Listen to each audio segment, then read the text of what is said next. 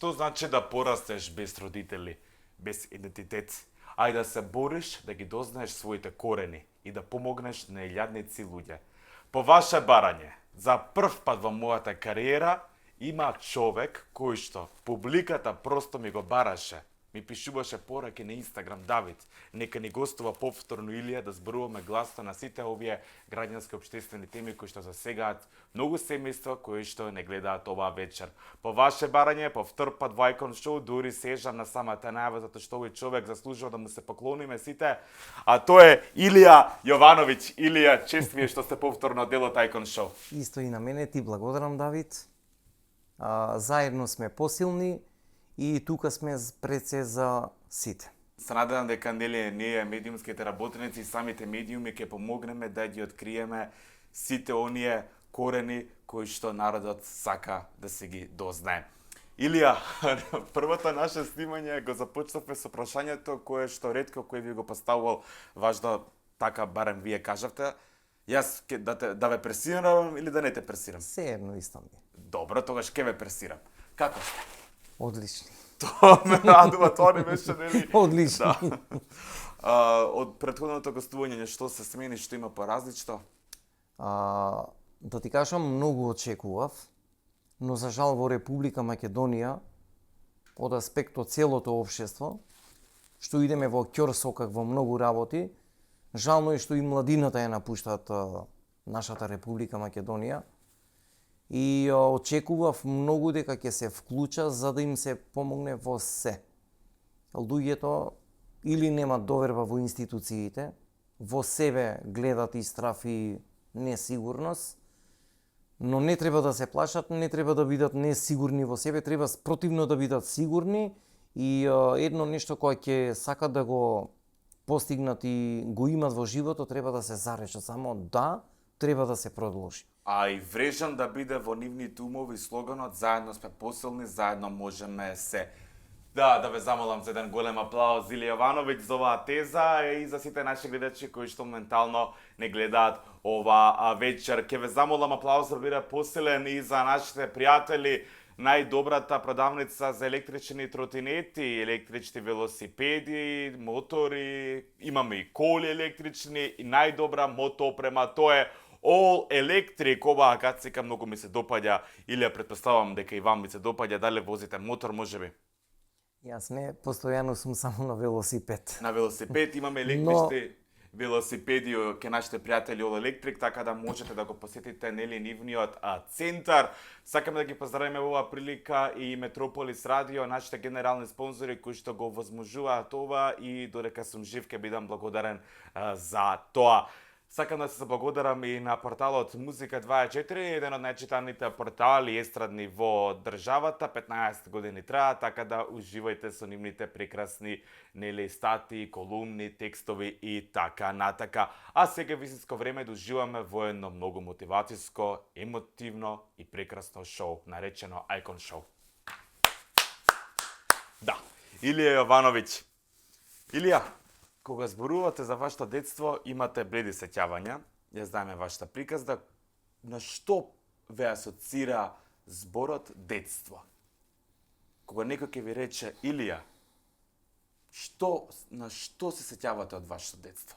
Јас во сите мои гостувања, каде што гостував, во сите подкази, емисии, утрински емисии, на сите медиумски гостувања, да ви кажам, моето детство беше бледо. Ништо немам видено од моето детство и детството само го имам помината во работа и воспитување од страната на воспитувачите кои ни беа во домот. Порастате сте во домот во Битола. Да. Еве веќе хронолошки да ги редиме работиве. Дали сте се соочиле со... Јас ова вечер вам ќе ви поставам прашања кои што можеби некој мој колега друг не би ги поставил. Дали сте се соочиле вие лично со врстничко наследство или со наследство од страна на некој друг од домот во Битола? Видете, таму бевме, таму тоа не се дозволуваше, затоа што и ние мали бевме и бевме под надзор на самите вработени, негователите кои беа во самиот дом. Да. во домот за дојнчење и мали деца, затоа што ние бевме таму од новороденчиња до 5-та наша годишна возраст. Од новороденче до 5 години, детството ти е во една голема хармонија со повеќе браќа и сестри, можам да кажам, што до ден денеска комуницираме и сме заедно, но не сме постојано како што бевме 24/7, неразделни, сега Но веќе... сепак сте како браќа и сестри. Да, до ден Потоа денеска одите тоа. во домот во Скопје, Во домот 11 октомври. октомври. И таму дали се соочивте со врстичко наследство? Насилство во времето на бивша Југославија и осамостојување на Република Македонија, тоа не се дозволуваше, но имаше една слика која не ми се допаѓаше, големите кои ги малтретира помалите. Па тоа и воглавно во животот е секогаш И така е. Да. И така е, но јас ќе кажам дека тоа многу малце се дозволуваше, но имаше од време на време такви периоди да бидеш малтретиран и се изживljаваа со тебе. Што точно правеа? Па- Шамари, клоци? Тоа е нормално, да. Но не се дозволуваше претерано да биде. Сме биле и тепани, и малтретирани, бара да ги масираш, кога ќе бидат од негде изморени, те будат у 2 сат да ги масираш, да им переш чорапи. Едноставно се изживljаваше со тебе и те малтретираше. Дали реагиравте кај одредените воспитувачи? Нема кај кого да реагираш. И да реагираш, наставникот ќе си замине, но гниот воспитач нема тоа да го види и те чека уште полош од Ако го избереш. нивната страна, ако ги кажеш. Оф, да, Значи ќе јадеш поголем ќутек. Но не беше ова да речеме секојдневно 24/7, затоа што ние 24/7 под надзор на наставници и ноќни воспитувачи бевме и тоа не се дозволуваше. Но од 95-96 година веќе тоа почна константно да се случува. Малтретирање, зголемува тоа изживljавање, веќе кога никој не води контрола. Таму имаше Давид од постарите починати сега кои некои остана Воспитувачи? воспитувачи кои се живи, уште неколку мина ги има, се имаше строга дисциплина, се знаеше кога е ред, куќен ред имаше дисциплина строго, се знаеше кога се идеше попладневно учење, преддневно учење, училиште, слободни активности, обврските кои треба да ги завршиш. Имаше едноставно куќен ред. И тој куќен ред ќе се извинувам што ве прекинав, ќе се оспомнам да ви го поставам следново прашање со оглед на тоа дека сигурно сега не гледат гледачи кои што се родени во таа држава Југославија, не гледа и нели поголем дел од нас помладата публика кои сме родени нели во самостална Македонија. Дали образовниот систем беше по-сериозен, по-сигурен и подобар во тогашната Југославија отколку што е денес во независна Македонија? Каде беше? 100 пати и по-сигурен и пообразовен беше. Јас да ти кажам, Давид, мене работев 2 години во училиште како хаусмајстор. Го видов минатото време и сегашното време. Ја немам ништо против образовниот систем. Значи, кога работам ја постанови по куќи се што фрлат, се што не им требат, поготово сум и познат во продажбата на книгите во социјалниве мрежи, најмногу сите наставници од образовниот систем ги барат старите книги што се од осамостојување од бивша Југославија, осамостојување на Република Македонија и до ден денеска тие учебници ги барат и тие материјали. Поголем кредибилитет имаат. И од тие материјали до сегашните има голема разлика. И јас едното им го зборувам често пати на децата. Ние ако сме го немале детството и ако сме го немале образовниот систем по вина на некој што не казнил и не осудил, немојте вие без образование да останете. Учете, прифатете тоа што е потребно за утре вие да продолжите како родители, да вие им се посветите на децата, да не се малтретирате, да не се мачите како ние сега што се мачиме, да ви пружиме се. Новите програми за образовниот систем, Кембридж и останатите работи, искрено да ти кажам, децата ни отидоа во ќорсокак од образовниот систем. И ова ќе го кажам, Министерството за образование треба да е свесно и треба да престанат странски програми за образование да ни ги вметнуваат во нашата Република Македонија, затоа што ние имаме образовен систем, имаме ние кој тоа го напишал и го направил, за да како треба нашите да идат напред, а не назад.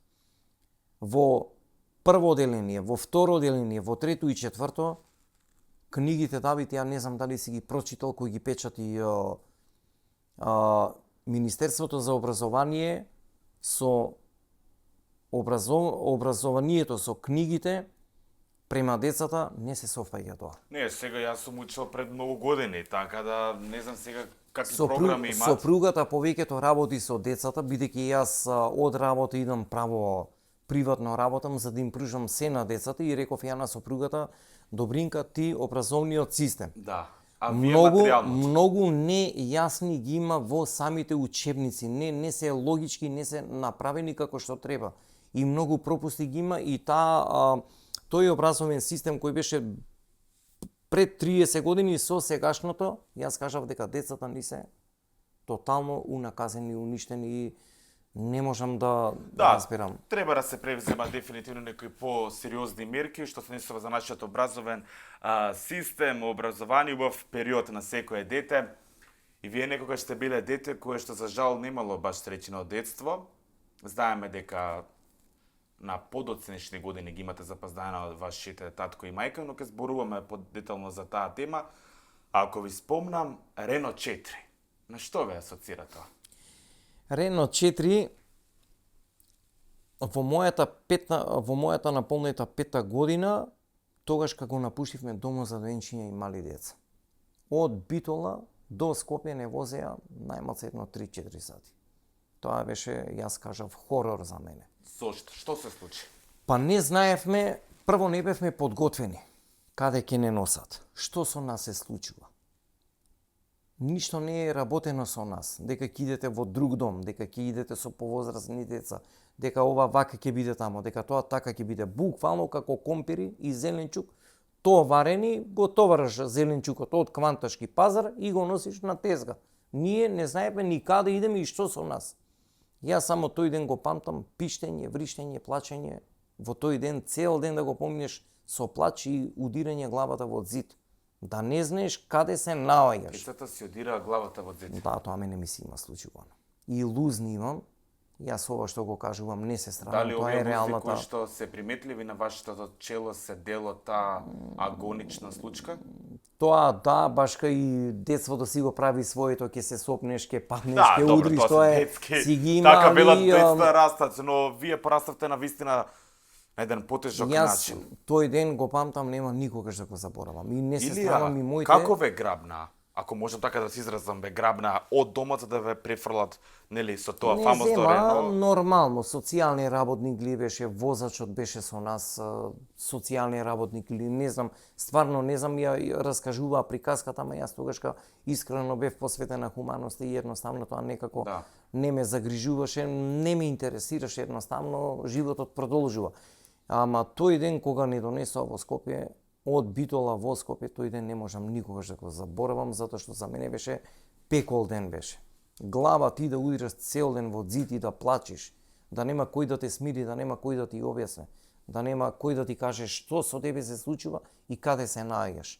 Значи сите тие деца без родителска грижа и без родители по нечија вина кои сме оставени треба да бидат подготвени со социјален работник, психолог, педагог, логопед, Апсолутно, логопед. наставник кој бил со тебе, затоа што имаме и деца ние кои се со доживотно последици, кои не поседувале Тоа сега сакам логопед, да ве прашам, да. логопед кои не поседувале и стручни овие лица кои ги наведов и ги спомнав, децата си имаат своја приказка кој никој не ја раскажува како мене. Знаете ли вие некоја, се извинувам повторно што ве прекинав, некоја тажда приказна последична од тој пеколен ден кој што сте го доживееле со тоа фамозно Рено 4, некои од тие трауми кои што ги влече цел живот. Затоа и во самата најава реков, вие сте синоним за храброст. Ви сте денеска татко, работите, заработувате, чесно, јак човек сте. Има ли некој кој што потпаднал под тие психички, да кажам, агонични аномалии кои што ги доживеел? Има, за жал, дури и завршија во такви установи, психијатарски установи. Дури ги нема на овој свет. Народски кажано лудници. Да. А има и што починали. Да. Знаете некој што извршил и, самоубиство? Да, имаме две за жал. Тоа јас го кажав. Која беше причината? Причината беше кога го напушти домот што со него по 18-тата година. Јас тогаш кога служев воен рок и кога ми кажа дека си го одзема животот, нели кажав мојот прв другар од мојата соба, собата заедно која делевме и во добро и во лошо и сме комуницирале и не сме комуницирале од нечија вина, не по наша вина, од незнаење, непосветување, Бог да ги прости, нека им е лесна земјата да ти кажам, но никогаш не се заборавени од мене, затоа што јас со нив баш ја делев и собата, и порцијата, и лажицата, и тајнирот, сето тоа заедно 200 браќа и сестри го делевме и не треба никогаш да се заборават, затоа што добре што тој тренд веќе не продолжи. Вечна им слава можеме да кажеме. Ке ме молам аплауз. Да, Илија, тоа станало дефинитивно една бледа, злобна, можем да кажам, тажна слика во вашиот живот. После домот служевте војска, кој што тогаш беше редовна во таа тогашната Југославија. 9 месеци. Како дојде моментот да се запознаете со вашата мајка? Јас кажав дека во сите мои гостувања и во мојот живот секој сум кажувал, биолошките родители имат право да не посетуваат. А колку често вашата мајка ве посетуваше? Почесто. Да, почесто, но не и го дозволува заради здравствени психички проблеми. Која таа ги имаш? Да. Вашата мајка имаше психички проблеми? Да, имаше, затоа што нели кога ќе се одземе дете од биолошка мајка и тука веќе се стварат тие фрустрации, тие... Илија, која беше причината вие да бидете одземени? Причината уште го немам отворено досието, но се надевам дека еден ден еве со помош на оваа емисија дека ќе го отворам и имам право да го отворам и секој треба да го знае. Според членот 123. 3А, но треба да го знае секој треба да го знае својот потекло. корен и поради кои причини си го оставен. Тие досија се држат, се чуваат во државна тајност.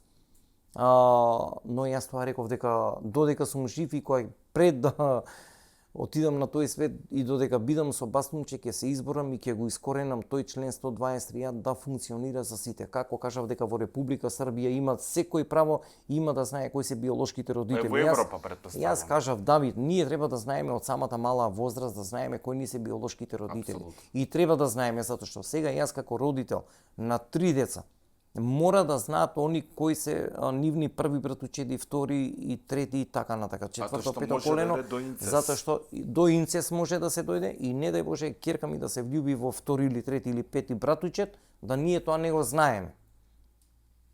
Имавме такви случаи, вие дебатиравте со мене во претходното издание кога ни гостувавте во Icon Show баш таа тема, за таа фамозна приказна која што нели не го знаеме крајот, братот и сестрата од Велес кои што стапиле во љубовна врска. Како беше таа приказна? Таа приказка ја читав во социјалните мрежи, но истражувам, проверувам, се надевам еден ден и до нив ќе дојдам, сакам да го слушнам и од нивната страна како тоа се случило и јас на многу теми правам сега истражување. Све во молк држам, кажав дека од никого не се плашам.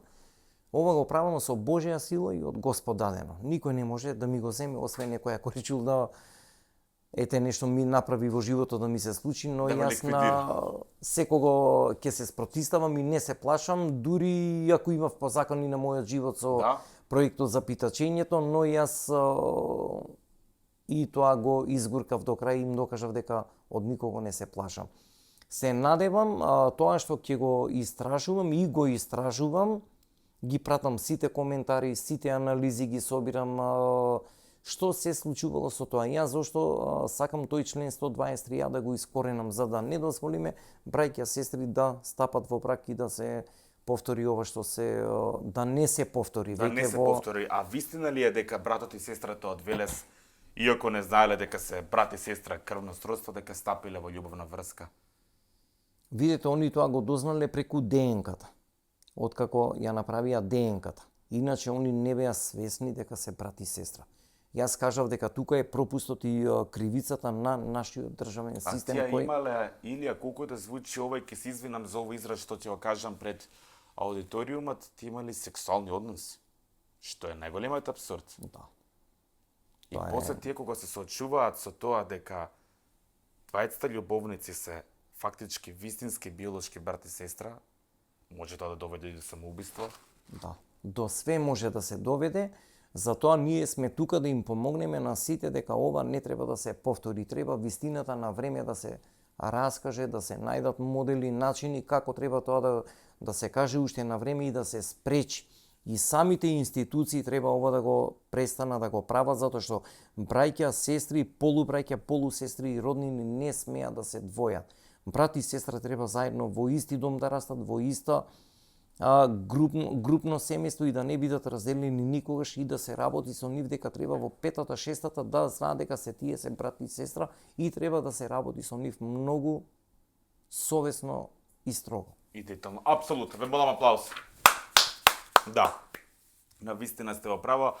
Сум слушал нели дека имало и повеќе од 15 случаи во Македонија каде што брат и сестра нели стапувале во љубовни врски, иако не знаеле дека биле нели биолошки брат и сестра, затоа сте сосема во право и се надевам дека целата нација ќе ве поддржи во вашата борба за откривање на своите корени. Илија, вистина ли е дека вашиот татко бил алкохоличар? Да.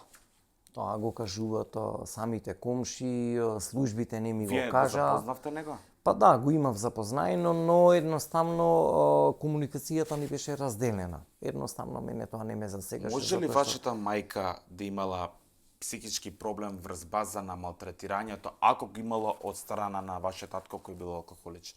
Може, се е можно, затоа што нивната приказка не ја знам каква била, што била, нема кој да ти ја каже, комшиите едно кажуваат, другите трето кажуваат и тука те стават во заблуда и не знаеш што попрво да размислиш и каде се наоѓаш во тој момент, но Обајцата не Добро се е. живи моментално, затоа не можете вие за жал да откриете повеќе. да, да. Да, но затоа и ве сега се борите. Се борам и ќе се борам, не се откажувам. Јас кажав дека мене не ми значи имотната состојба на починатите родители. Мене ми е битно пред се коренот во Република Србија да го запознам, потеклото и истражувам, кога ќе дојдам до целта, тогаш кога ќе на следното гостување, сакам да ги запознам и од едната и од другата страна за доброто на моите деца. Аплауз. Да, веќе ја начнавме темата за вашите деца. Јас лично можам да посведочам и сите ваши пријатели, а вие сте, можам да кажам, една градска легенда, која што не мислам дека не постои човек во Скопје, во Македонија, нели поготово во Скопје, кој што не ве познава, така да сите можеме да сведочиме дека сте еден добар татко, еден одговорен, еден посветен татко, татко на 3 деца. И навистина тоа е добро да се слушате денеска, затоа што сме сведоци на секакви различни семејни приказни, татковци кои што се алкохоличари, коцкари, кои што губат се, кои што ги Незаинтересирани малтретираат за деца, своите- незаинтересирани за А вие своите работите многу работи, буквално имате многу занаети, талентирани сте, вешти во многу занаети, за да можете да им овозможите се што вашите деца треба да го имаат, а вие сте го немале. И тоа заслужува на вистина респект. Ти благодарам, самата мака ме натера на тоа да ти кажам. Јас си плачам се ова кога го кажам, си плачам во себе затоа што Плачете ја ли, Илија? плачам. Срамота ли е маж да плаче? Еве да ја разрешиме таа дилема или небулоза која што го има македонскиот традиционален македонски менталитет за маж. Дали Плачам. мажот смее да плаче? Видете, плачам многу работи кои што сум ги немал во животот, плачам од радост и среќа што отидов на прав пат и што многу сум горд и среќен од радост и среќа што премногу занаети ги учам и уште вложувам во себе и се доградувам, тоа го правам само за семејството. Ја од радост плаќам. Плачам, не плачам од не можам, па тешко ми е, па чекај да најдам Од некој друг тешкоти, или туку не плачете, сака да кажете од стравот, од проблемот, туку плачете од среќа кога ги гледате вашите деца среќни кога вие сте им овозможеле. Денеска на овој ден синот ми полни 12 години. Денес и, ми роден ден? Да, денеска 16.6 и премногу сум горд и среќен што Дали ќе синот- може да ви помогнам, се извинувам од режија. А со ваша дозвола, сепак јас те ве праша, сакам лично да му го честитам роденденот, ако вие ми дозволите. моментално исклучен е телефонот. Еве не гледа, да, оваа емисија мораме да кажеме дека се емитува малку породца, ние снимаме сега затоа што е летен период, па потоа секој со Да. своји ангажмани. Така да еве да му посакам на вашиот син, името му е Филип. Филип, нека е жив и здрав, веќе почнува со Многу- пубертетот. Нека ти со среќа пубертетскиот период, да си ми жив и здрав, биди среќен, горд на ваков татко како што имаш. Аплауз за Филип. И сте ваши деца. Илија, сакате да додадете нешто на оваа тема? Јас да ти кажам, Давид, таа среќа и таа насмевка што ја гледам во децата, поготово на нивните родендени, колку се престрекни што јас кажав дека во моите сите гостувања кажавме дека ние мене и лично за мене и за мојата сопруга многу скромни родендените ги правиме. Доволно со едно ролатче само семино да го одбележиме незиниот и нашиот роденден и претечно сите во јуни ни се родендените. Тоа си е Близдаци и ракови. Да, и ќерката, ќерката ни е во јули, сега незиниот доаѓа на 13.7. И да ти кажам, многу сум среќен децата што ги гледам насмејани, среќни, исполнети, нивните родендени, што продолжувам иако во немаштијата, во тешкотијата, во економската состојба и во скапиот живот кој не можеш да си го дозволиш, се трудиме бар скромно, солидно и по нивниот избор да продолжи тој роден ден и таа традиција. Сега ние не можеме спектакуларни, скапи роден дени, не е во се. Но Илија, не е се во парите. Не е све. Бите кога сте сплотени, сите заедно, среќни, како што рековте, и мало делче парченце од ролатчето, да има една свекичка или не мора да има свекичка, бите да се одбележи, да сте живи, здрави, среќни. За жал вие немавте кога искочивте од домот нели на 18 години и имате изјавено дека сте се чувствувале како куќа, ако не се лажу. Баш така бев. Испрлени ни на небо, ни на земја, со 20.000 денари и со една торбица во рака. Кама да беа во една торба пари. Но не. Да. Првата помисла, која ви беше тогаш? Што сега? Што ќе правите? Државата се грижи од најмала возраст до 18 години и мајка и татко е за тебе. Во твојата наполнита 18 година те остава на улица под ветро небо. И се прашуваш каде ќе идеш. А државните станови? Тоа беше отпосле, откако почнав јас да се борам за сите наши права. Во изминатите години, кога излегувавме во дом, буквално излегувавме како сега што се бездомните лица и еден период кој беа бездомните, односно уличните куќиња, каде што сега они подобри услови имат. Вие компарирате, вие се споредувате себе си со уличните куќиња? Да. Тој период. Затоа што немаше каде да идеме. Ниту стамбено прашање, ниту вработување, ниту финансиска помош, ниту да продолжиш во животот. Сите бевме на различни патишта, се боревме кој како знаеше во животот. Добро е што на прави патишта отидоме, одредени браќа трагично завршија по затвори, по затворски кели. Да, за жал, ако немаат силна психика и фатат лош пат, лошо друштво. Дрогата, алкохолот, самоубиствата пак ќе ги спомнам. Достапна ли е дрогата денес? Мислам, јас го знам одговорот и го знае ова секој. Секој оно ја си поставам сепак. Го истражував, го проверував, собирав доста информации од социјалните мрежи. Анкетите исто таму ги собирав највише, 1146, мислам дека од 2000 до 3000 на годишно ниво имаме ние корисници на хероин, марихуана и други непознати дроги во Македонија. Ова го знае и самата полиција, самите образовни установи, самите училишта, самите директори и нивните родители. Се прашувам зошто се уште молчат кога го дискутирав ова со користење на дрогата и која е достапна во основните и средните училишта. Министерот за внатрешни работи претходниот молчеше, не знаеше што да одговори.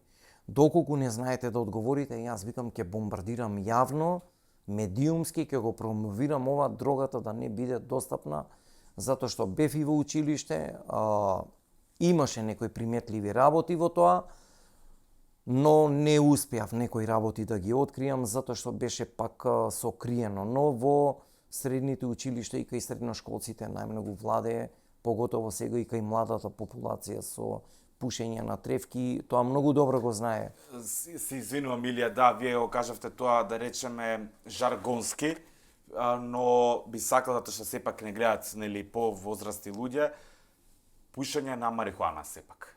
Да, тоа е сепак дрога. Мораме да кажеме тоа што имаме млади луѓе кои што живеат во небулози дека марихуаната е лек, дека таа ќе те смирува, но да кажеме дека тоа дефинитивно не е лек, туку тоа е нелегална дрога која што го уништува човековиот организам. Мора да се превземе според мене, вие сепак ќе се нели дополните после мојата теза дека мора во училиштата да се воведат некои посебни предмети од типот на етика и морал, предмети кои што ќе ги научат децата и да им вградат во нивните умови дека не смеат да користат дрога. Иако е лесно достапна на секаде дрога, алкохол. Треба да се има јавни дебати, треба да се има Ама да учествуваат и учениците. да учествува, треба да има кои се експерти за таа област, едноставно да има едукација и работилници во училиште. Апсолутно. Дека тоа не е за нив, не е потребно, дека не треба да го користат, и јас пак ќе кажам и многу ме загрижува што од деца започнуваат да играат со алкохолот и дрогата од нивната 12-13 годишна возраст. Па ние на 12 години сте знаеле. И мене многу ме загрижува и често пати тоа му го зборувам сега на синма, затоа што сега е во првиот дел од пубертетот. Тоа најмногу ме загрижува и се повеќе се оддалечуваат од нивното населено место. Каде се оддалечува, таму нешто се случува, но јас тоа не го дозволувам. Гледам да ми е на време вратен. Неговата генерација на деца дома се враќаат во 12 часот. Тоа е малце доцна за тие години. Претерано е. Значи тука не ни работи полицијата како што треба, никој ништо не превзема, некој тоа треба да го контролира, посем што се случува со нашите деца. Ова е пропустот и кривицата на самите биолошки родители. Јас во кафана уживам, се луксузирам, идам кај што си сакам, детето нека иде до 11:30-12. Мене детето 20 часот или 21:30 дома да се нацрта и што сака нека прави. Така. Да, дефинитивно сите родители претпоставаме дека ќе се согласуваат со вашата теза, со вашите ставови. Да, ја начнавме темата за другата. Фрапантен беше фактот кој што го слушав во претходното ваше гостување кај мене во Icon Show, дека питачите на улица се издрогирани од страна на нивните организатори, поточно луѓето кои што им даваат работа. Ќе бидете ли гласни на оваа тема? Да ја разрешиме еднаш за секогаш таа небулоза. Многумина луѓе и често пати пред мене се случило да му помогната питач на семафор, да му дарат денар, 2, 10 денари, 50 денари и така натака, некои да ги сплукаат и да ги избркат или па просто да не им отворат прозор, да не им помогнат. Дали питачите во Македонија имаат навистина проблем, немаат пари или па друга е приказната? Друга е приказната, питачењето во целиот свет и во сите земји го има. Преку ној не може да се отстрани питачењето, но градиме идни на Скопје со помош на твоја поддршка, со помош на медиумите, на сите мои гостувања, во сите утрински емисии, во целата Република Македонија каде го гостувам. За 4,5 години успеавме да го намалиме питачењето и проблематиката да ја нема во ова. Се уште има, не можеме преку ној овој проблем да го решиме, но се трудиме сите коментари кои ги следам и ги пратам, дежурствата кои ги правам, граѓаните кои ми помагат со помош на преку социјалните мрежи, со пишувањето на пораки на ова, често гледам да одговорам, често гледам да им кажам дека не иде тоа така, дека не е едноставно и дека ние овој проблем самите граѓани ние си го направивме да тие ги има постојано 24/7. Јас кажав дека и прва смена ги има, и втора и трета. Сега прва смена помалце ги имаме, се префрлија втора и трета смена. Да, затоа што прва смена е активна полицијата, социјалните служби, со мојот притисок, и тоа им е должност, тоа треба да го продолжат и во втора и во трета смена. Се надевам дека ќе се... Моето прашање, нешто ова е навистина многу важно, што ќе го поставам сега. Народот има, може, не може, туку сигурно, големиот дел од народот, некоја посилна емоционална интелигенција, емоционална свест, да бидат поемотивни кога ќе видат питач. Затоа сака да му помогнат. Дали треба тоа да го прават? Впрочем, нели тие питачи ги даваат тие пари на нивните организатори? Да, вака ќе ти кажам, граѓаните и возачите и учесниците во сообраќајот треба да не им даваат. Тука не име местото и не име бизнисот овде кој они го прават. Сега, зошто да не им даваат? Зошто? Затоа што тие деца кои ги држат во раците се успивани, се другирани, под дејство на алкохол, непознати седативи. Дете, бебе под дејство на алкохол и на дрога. Да, ги успиваат. Тоа анализите го кажуваат и истражувањето од токсикологија, што ги собира сите информации. Читав многу колумни докторите што кажуваат, што значи со непознати седативи кои не може ни Министерството за здравство да го открие со што се успивани. Со неостих, со охолепак ги успиват подолго време, со водка кажав дека ги успиват, многу истражувања кои ги правев за подолго. На мало дете му дава да пие водка, да шмрка, се извинувам на мојот израз, да конзумира охолепак и различни видови на опијати и дроги, за да може биде успиено, за да може неговиот родител или па човекот кој што го носи тоа бебе, де факто, да проси. Да. Ги држат во заспиена форма, што воопшто телото не му функционира, ни мозокот. Тоа е буквално исклучено од се и го гледат често и дури граѓаните знаат дека нешто со нив се случува повеќе од 2-3 часа или 4, зошто толку долго време спие. Дете се гледа, зошто кога ќе видиме ние мајка прегрнато со дете и главата тука е потпрана, тој не е способен. И од самите се непознати седативи, и од охолепак, и од неостик што дуват, и плюс температурата 40-50 степени, тој е веќе колабиран и не е способен за ништо. Дефинитивно треба се и парите завршуваат. Питачите кои ги граѓаните кои ги дават на питачите и децата кои се злоупотребуваат, тие се нивни шефови, тие се нивни организатори. Овие средства завршуваат кај големата мафија и завршуваат кај самите учесници, дури оној глувонемиот кој го имаше во стројиот центар на плоштадот, го имат самите објавувано. Се извинам на својата гестикулација, дали зборуваме за човекот кој што сите не викаше дечко. Тој е сега граѓаните го сликаат, и за него исто имаме доста собрано информации дека се коцкал, дека имал куќа на 3 спрата, дека многу полуксузен живот. Ја немам ништо против тоа, они нека ова. Добро, супер, нека си имате материјални добра, но како питачи, мислам, зашто што тој има на вистина куќа на 3 спрата и станува? Да, тоа го коментира дека не се знае што уште има, но и на крај завршувал секој ден на коцка и во казино. Значи не само тој, и многу други ги имаме на лице место фатено, од како ќе го земе дневниот промет од 3 до 4 или 5.000 денара, директно иде во кафич, ќе се напие кафе, сокче, ќе си се најади и после лупа по 1-2-3 сати на апаратите. Значи, де факто, тоа е дел од таа пирамидална, да кажеме, шема на криминалот. Да. Со просјаците, со питачите. Да, и децата се со децата се прави трговија, криумчарење и бизнис. Но се сега киднапираат ли деца од Македонија? Тоа истражува многу работи, дополнително ќе видиме истражувањата што ќе кажат. Не случајно во самата најава и сега во самата одјава ќе ја искористам таа фраза која што важи и секогаш ќе стои зад овој храбар човек. Синоним за храброст, честост, лојалност и човекова борба. Илија Јовановиќ. Илија навистина беше чест што бевте во Icon Show. Мислам дека веќе генерално ги начитавме сите теми, навистина бевте гласни за многу теми и се надевам дека овие муабети ќе допрат до многу уши и дека ќе се превземат многу мерки за доброто на сите луѓе колку што станавме во оваа мала, но убава Македонија. Само едно прашање би сакал самиот крај да ми одговорите. На колку години родителот кој што посвоил дете треба да му ја каже вистината дека нема биолошки родител, туку дека е тоа дете посвоено? Посвоените и тие во иднина кои сакат да посвојуваат, вистината треба на децата со спремно, стручно, подготвено да им ја кажат вистината од 5-та до 7-та година.